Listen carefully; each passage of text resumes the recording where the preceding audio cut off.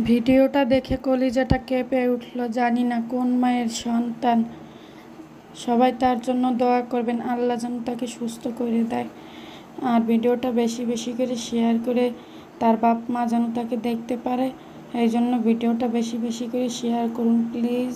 আর সবাই তার জন্য দোয়া করবেন। বাচ্চাটাকে দেখে আসলে কলিজাটা সত্যি সত্যি কেঁপে উঠছে। আমারও একটা বাচ্চা আছে ছোট।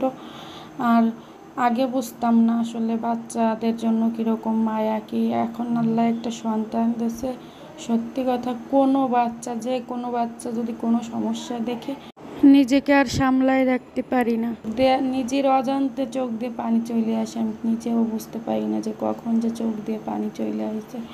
আর এই ভিডিওটা দেখে আমার অনেক কষ্ট লাগছে, কিভাবে ছোট্ট একটা বাচ্চা ঘূর্ণিঝড়ে ভেসে আসছে।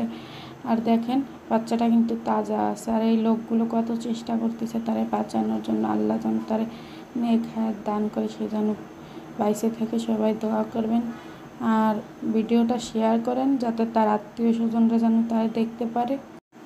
ভিডিওটা দেখে আমাদের এরকম লাগতেছে, তার বাবা মার কেমন লাগতেছে উপর আল্লাহই জানে ভালো। আর বাচ্চাটা কিন্তু তাকায় রয়েছে দেখেন এখন, আর কীভাবে ভেসে আসছিল। আল্লাহ যেন বাচ্চাটাকে সুস্থ করে দেয়। সবাই তার জন্য দোয়া করবেন। আর যে যেখানে আছেন সবাই সুস্থ থাকবেন, ভালো থাকবেন। আল্লাহ হাফেজ।